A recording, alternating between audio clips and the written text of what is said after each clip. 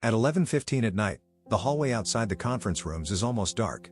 The janitor pushes a mop past the long table, then stops beside one chair where someone left a suit jacket hanging over the back. The motion lights fade row by row. The city reflects in the black glass. The air conditioner keeps running like it never gets tired. And in that quiet, a strange question appears. Why does the person with the least power in the building sometimes know the most about the person with the most power? This is not really about gossip. It is about what people reveal when they believe no one important is watching. A janitor can learn a CEO in a way the board may never learn them, because the board often meets the performance. The janitor sees the leftovers of the performance. Not the speech, not the quarterly confidence, not the clean version prepared for the room. The cup left shaking slightly beside the laptop. The chair pushed back too hard. The call taken near the elevator when the voice drops. The way a person treats the room after the applause is gone. A board of directors may know the CEO's plans, numbers, strategy, and public pressure. They may know the language used in meetings. They may know the answers prepared for hard questions.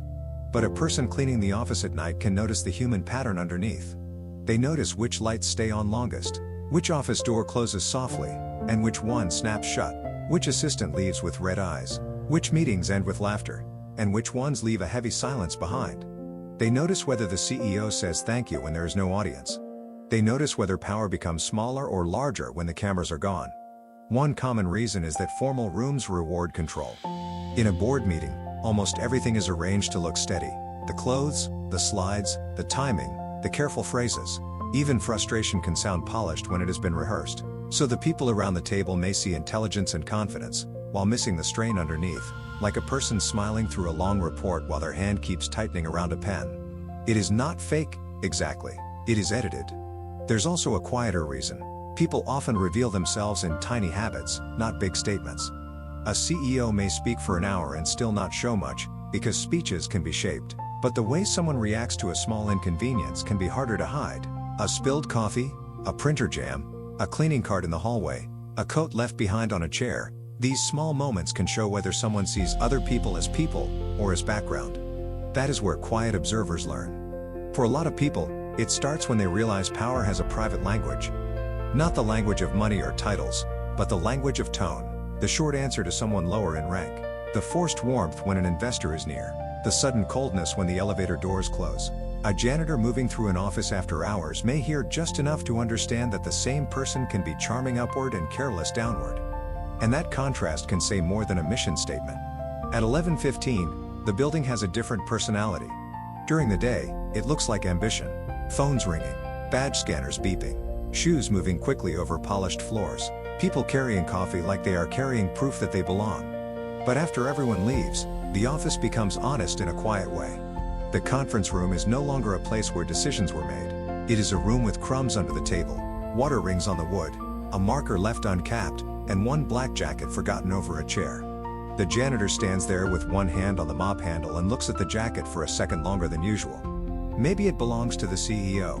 Maybe everyone knows it does, because no one else wears that kind of jacket, and no one else leaves things behind knowing someone will bring them back. The janitor lifts it gently, not because it is expensive, but because it is someone's thing. The fabric is still faintly warm in the collar. There is a hotel key card in the pocket, a folded receipt from a late dinner, and a small tear near the sleeve that no one would notice from across a boardroom. Nothing dramatic happens. But the room has a feeling. Earlier that day, the board may have seen the CEO standing tall at the head of the table, talking about growth, timing, risk, and leadership. They may have watched someone composed, sharp, hard to read. They may have left thinking they understood the person in charge. The janitor sees the room after that person leaves. The half-finished coffee, the phone charger still plugged in, the chair angled toward the window, like someone sat there alone after the meeting ended. The glass wall reflecting the city back at nobody. If you've been there, you're not strange. You might know someone who lives like this. Someone who appears powerful in public, but leaves a trail of fatigue in private. Someone who can convince a room, but cannot fully relax in an empty one. Someone who is surrounded by people during the day, yet somehow becomes most visible after everyone is gone. That is the strange thing about status. It can make a person highly watched and barely seen at the same time. The board may watch the CEO through performance. Employees may watch through fear or admiration. Investors may watch through results. But the janitor watches through residue. What got left behind? What got avoided? What tone lingered after the door closed? This kind of knowing is not loud. It does not come with a title. It may not even be spoken. It is the knowledge of someone who has spent enough time around rooms after the official story ended. And there can be a tight feeling in that kind of observation, because the janitor is not trying to expose anyone. They are just there, doing the work, moving quietly through the parts of the building other people stop seeing. Still, the body notices. A person can feel the difference between a room where people were respected and a room where people were managed. A person can feel the air after someone powerful has been angry, even when no one says the word out loud. A person can sense when a smile was for the meeting and not for the people who clean up after it. That is not magic. It is attention.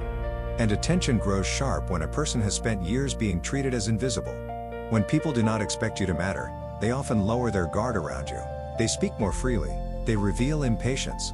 They show small cruelties and small kindnesses. They let the mask loosen because they do not imagine you are part of the story. But sometimes the person outside the story sees the story most clearly. There is an emotional contradiction here. The janitor may know more, yet be asked for less. They may understand the mood of the company better than people with parking spots near the front door. They may sense which leader is kind, which one is tired, which one is acting, and which one is quietly falling apart. But that knowledge stays in the hallway. It lives in the sound of wheels on tile, the smell of floor cleaner, the blue reflection of exit signs, the slow push of a mop across a room where powerful people just decided things that affect everyone else. The janitor cannot vote in the boardroom, but they may understand the boardroom. That difference can feel heavy. Not because every CEO is cruel, not because every board is blind, but because formal power often misses the ordinary evidence of character. A person can be impressive in a room and careless in a hallway. A person can speak beautifully about culture and never learn the name of the person emptying their trash. A person can look calm under bright lights and leave behind signs of pressure once the lights turn off. There is something else here that is easy to miss. Quiet observation can protect dignity. The janitor who notices everything does not automatically become bitter. Sometimes they become careful. They learn which doors to avoid when voices rise. They learn who says hello even on a bad day. They learn who performs kindness and who practices it when there is no reward. That kind of knowing can create a private map of the building. Not the map on the wall. A map of moods, habits, edges, soft places, tense places. And maybe that is why this title stays with people. It flips the usual idea of knowledge. We often think the people closest to power know the most, but sometimes they are too close to the official version. They see the presentation, not the pattern.